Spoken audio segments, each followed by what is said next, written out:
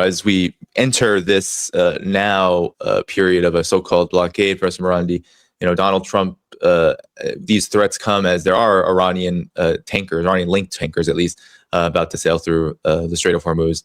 And even with everything that you just said, not only this, it seems like the retaliation could easily be, and this is what Iran is promising, that, well, if you blockade our ports, our so-called blockade our ports, then we can just hit any port that that exists in the region, just like they've been hitting, or they had been hitting before the ceasefire, Gulf assets, Israel, etc.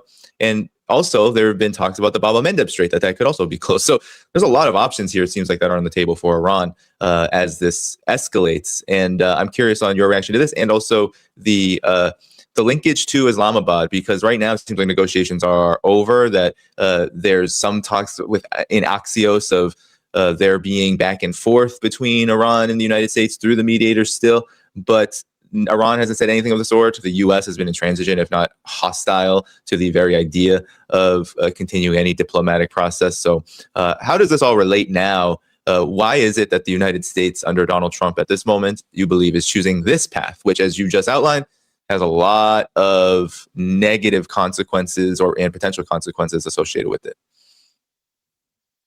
Well, I don't know why Trump does this, because Trump is, I don't know anyone who can give me a clear reason or, a clear analysis of his state of mind and how he thinks. And I've stopped listening to Trump a long time ago. I'm invited sometimes to speak on a program after Trump gives a speech, and I usually say, look, I just looked at the headlines. I don't listen to his speeches, because it doesn't matter what he says. He'll say something else a few hours later, or a few sentences later, or the next day. So, there's nothing really to learn from listening to him. What happened? Axios is, I never read Axios. I hear about what they say, but it's not a reliable or credible source. So I usually stick to reliable outlets.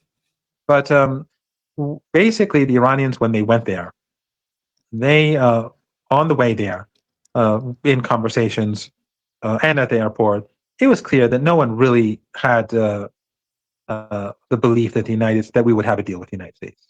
There was great skepticism on the way there. And when we were there, a number of things happened. One is that the Americans, bizarrely, you think that, like, when people are negotiating, the side would try to show, like, to show good faith, or give positive signals so that things would progress. The United States tried to enter, the two ships of the United States tried to enter the Persian Gulf, and they failed. The Iranians warned them, and they had to go back. That was, like, bizarre. Then the Washington